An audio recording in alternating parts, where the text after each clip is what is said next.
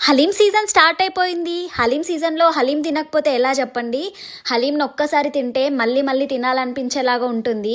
అబ్రాడ్‌లో ఉండే వాళ్ళకి హలీం చేసుకునేంత టైం అస్సలు ఉండదు. మీకు తెలిసిందే కదా! ఈరోజు మాకు దగ్గరలో ఉన్న ఒక ఇండియన్ రెస్టారెంట్‌లో ఫుడ్ గివ్ అవే ఇస్తున్నారని తెలిసింది.